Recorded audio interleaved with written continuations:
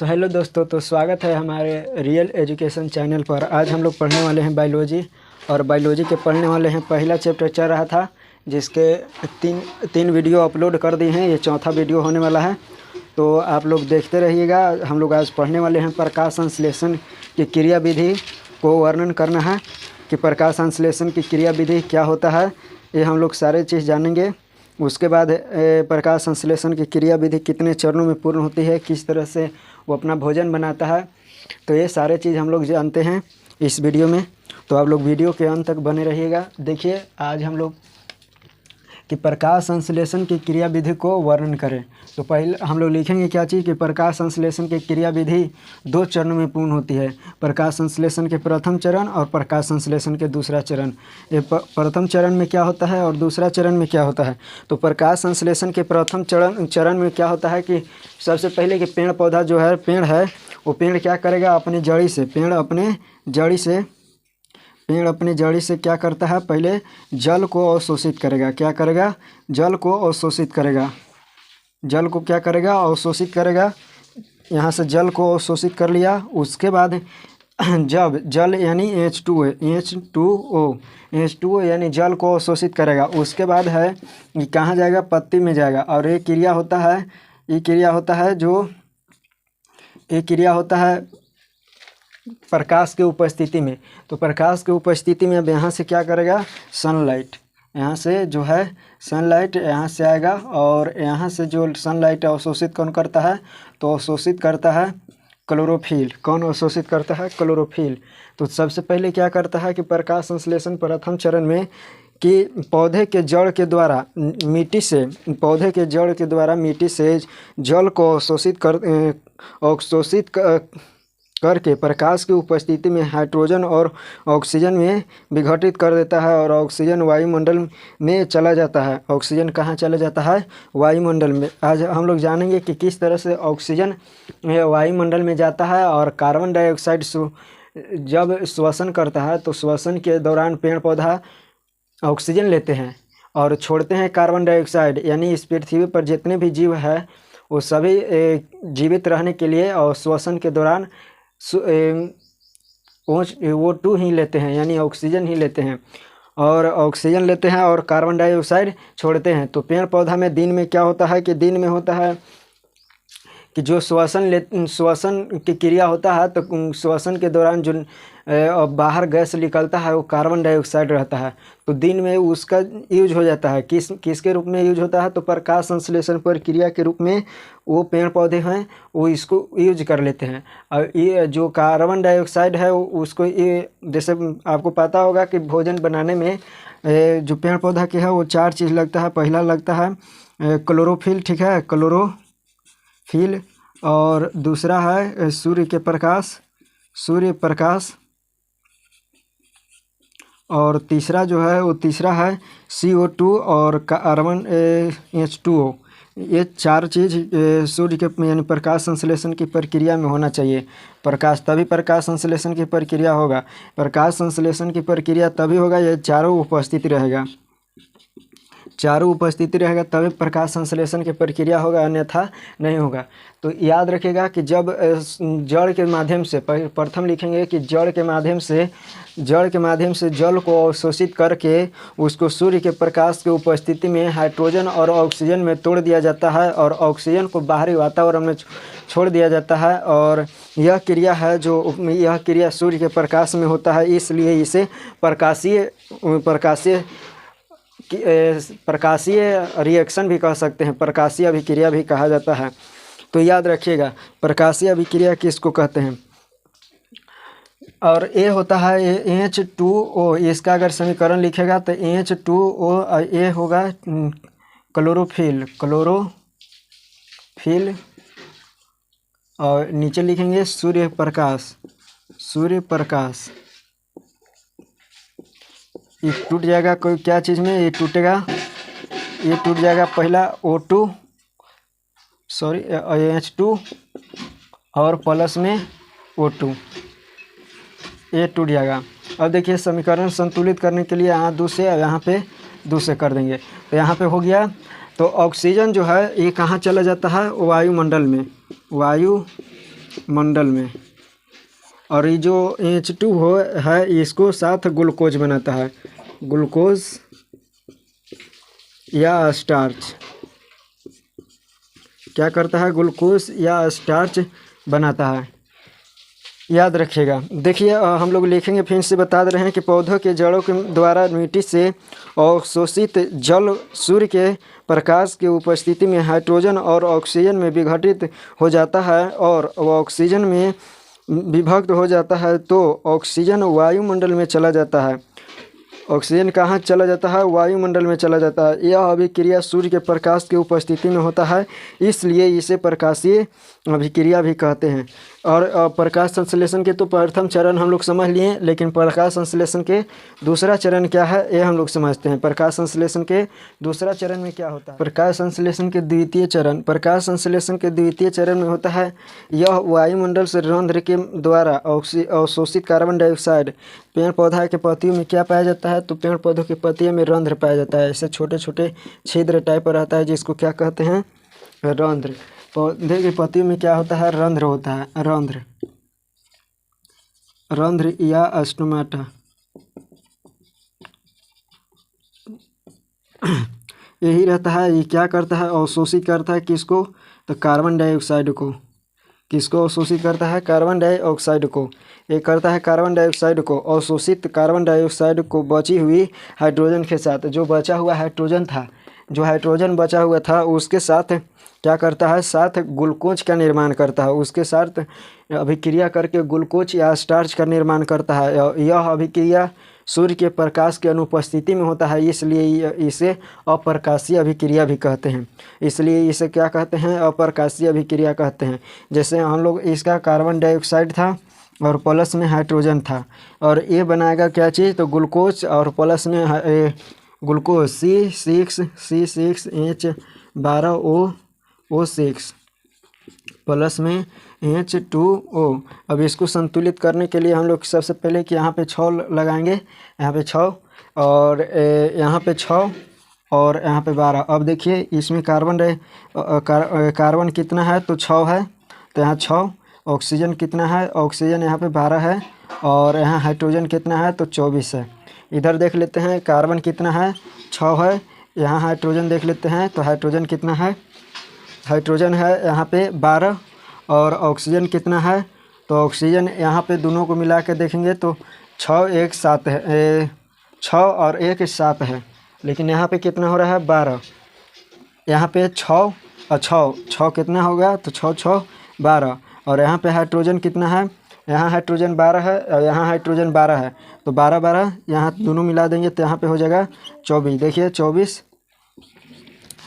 देख लीजिए, यहाँ पे भी एक कार्बन कितना? 6, कार्बन कितना? 6, ऑक्सीजन कितना? 12, ऑक्सीजन कितना? 12, हाइड्रोजन 24, हाइड्रोजन 24। तो ये संतुलित हो गया।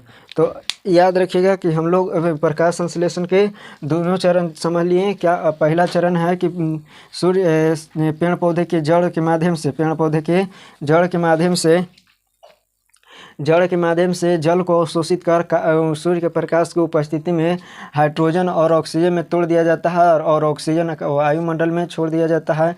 और जो बचे हुए तथा दूसरा चरण में हम लोग लिखेंगे कि पेड़ पौधे के पत्ती में रंध्र या स्टोमेटा पाया जाता है, जो वायुमंडल से कार्बन डाइऑक्साइड को अवशोषित कर बचे हुए हाइड्रोजन के साथ अभिक्रिया करके ग्लूकोज या स्टार्च का निर्माण करता है। और यह अभिक्रिया प्रकाश की उपस्थिति में होता है, इसलिए इसे प्रकाशीय अभिक्रिया भी कहते हैं।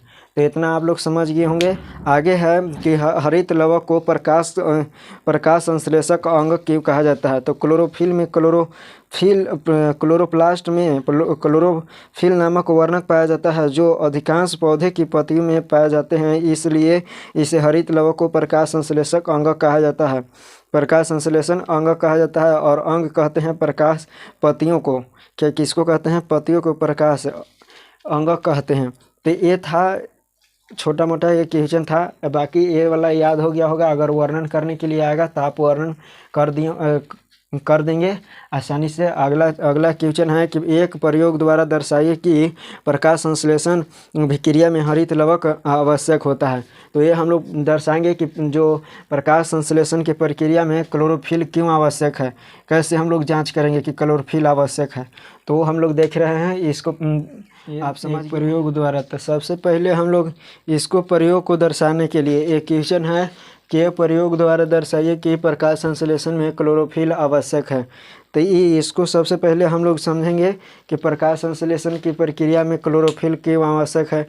तो इसको प्रयोग को सबसे पहले दर्शाने के लिए हम लोग कोलियस या क्रोटॉन का चित्तीदार पत्ता लेंगे। सबसे पहला स्टेप, सबसे पहले कि इसको दर्शाने के लिए कोलियस या क्रोटॉन का चित्तीदार पत्ता लेंगे, पत्तियाँ लेंगे, यानी चित्तीदार पत्तियाँ लेंगे। ये स्टेप है, स्टेप आप लोग ध्यान रखिएगा। स्टेप नंबर वन याद रखिएगा। स्टेप नंबर 1 में क्या करेंगे कि सबसे पहले हम लोग क्या करेंगे कि क्रोटॉन या कोलियस का एक चित्तीदार पत्ता लेंगे। दूसरा में हम लोग क्या करेंगे, दूसरा में हम लोग क्या करेंगे कि इसको पत्ती को लेकर जल के साथ उबालेंगे। थोड़ा देर के पत्ती में डाल एल्कोहल या स्पिरिट में पत्ती को डाल देंगे। अब इसको बाद क्या करेंगे, दूसरा स्टेप में इसको पानी में उबालेंगे। दूसरा स्टेप में उबालेंगे। स्टेप नंबर 2 पानी में क्या करेंगे, उबालेंगे। उसके बाद तीसरा पॉइंट है फिर इसके थोड़ी देर बाद ठीक है, उबालने के थोड़ी देर बाद यहाँ पे लिख देते हैं थोड़ी देर बाद क्या करेंगे, इसको एल्कोहल या स्पिरिट में क्या करेंगे, इसको पुनः से उबालेंगे।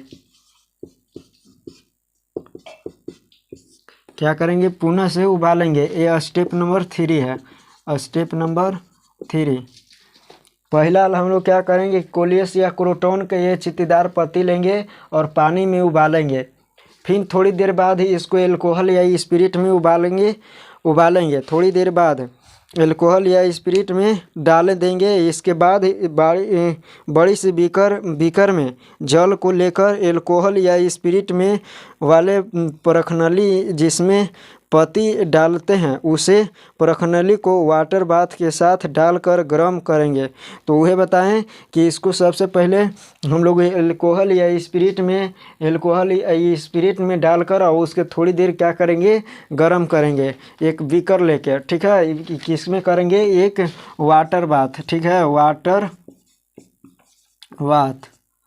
वाटर बाथ में हम लोग इसको क्या करेंगे, उबालेंगे। वाटर बाथ में हम लोग उबालेंगे।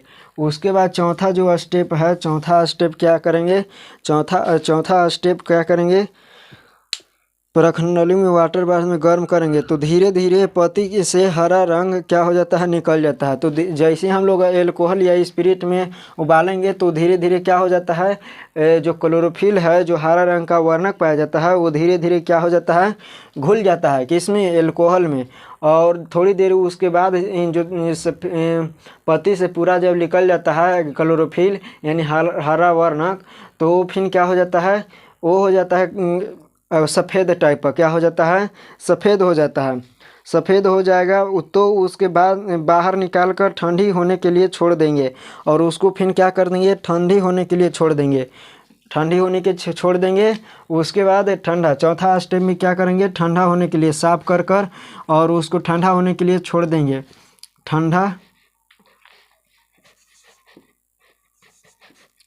ठंडा यानी होने के लिए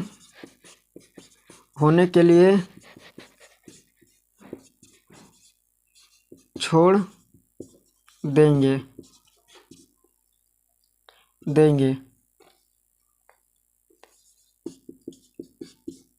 इसको ठंडा होने के लिए छोड़ देंगे। और पांचवा जो स्टेप है, वो पांचवा जो स्टेप है, साफ़ जब हो जाएगा तो उसके फिर बाद आयोडीन का एक बूंद डालेंगे। आयोडीन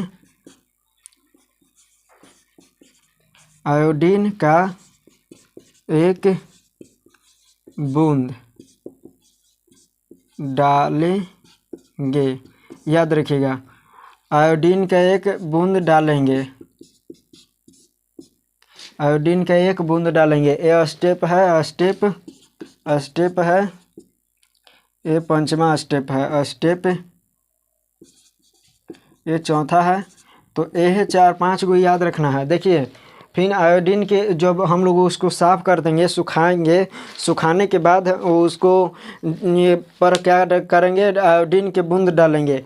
तो फिर हमको पता क्या चलता है कि जिस भाग में सफ़ेद था, यानी जिस भाग में क्लोरोफिल था, उस भाग में जिस भाग में जो क्लोरोफिल था उस भाग का कलर नीला हो जाता है। और जिस भाग में आयोडीन नहीं था, जिस भाग में मतलब कि क्लोरोफिल नहीं था, यानी स्टार्च का निर्माण नहीं होता था, तो उस भाग पर कोई प्रभाव नहीं पड़ता है। इससे साबित होता है कि प्रकाश संश्लेषण की प्रक्रिया में क्लोरोफिल आवश्यक है। फिर हम लोग लिखेंगे कि डालेंगे, तो हम पाएंगे कि पत्ती का कुछ भाग नीला हो जाता है तथा कुछ भाग पर कोई असर नहीं पड़ता है, तो इससे साबित होता है कि पत्ती का रंग जिस भाग में क्लोरोफिल था वह स्टार्च निर्माण करके नीला हो गया, तथा पत्ती के जिस भाग में क्लोरोफिल नहीं था उस पर कोई प्रभाव नहीं था। जो हम लोग चीतीदार पत्ता लिए, चीतीदार पत्ता में जो क्लोरोफिल था वो बढ़िया से नहीं निकला था, यानी उस पर स्टार्च का निर्माण हो था,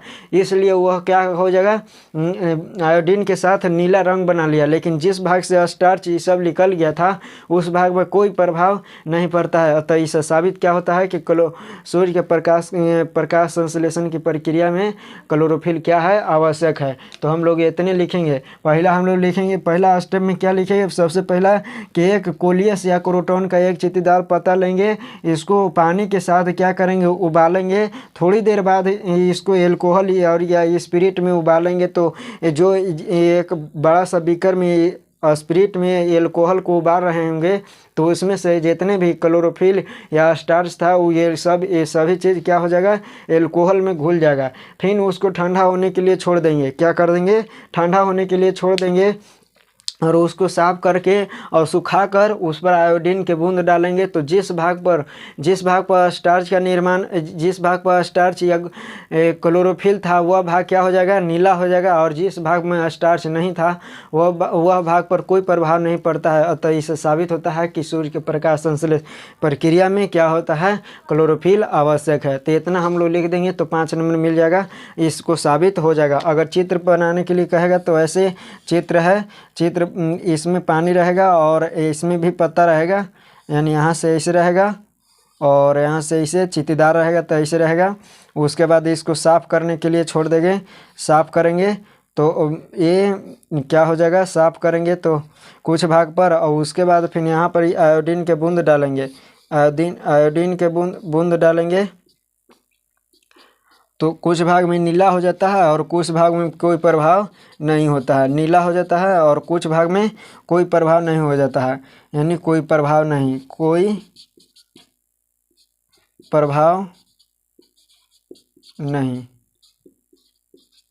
ये है। तो इस तरह से हम लोग समझ गए कि प्रकाश संश्लेषण की प्रक्रिया में जो है वो क्लोरोफिल कितना आवश्यक है, इतना हम लोग समझ गए। तो अगला वीडियो में हम लोग समझेंगे कि कार्बन डाइऑक्साइड किस प्रकार से जो सूर्य के प्रकाश संश्लेषण की प्रक्रिया है वो किस तरह से भूमिका निभाता है। उसके बाद हम लोग अमीबा में कितने पाचन होता है, ये सारे चीज़ हम लोग देखेंगे। तो इस वीडियो को हम लोग यहीं पे एंड करते हैं। तब तक मिलेंगे अगले वीडियो में, तो तब तक के लिए जय हिंद।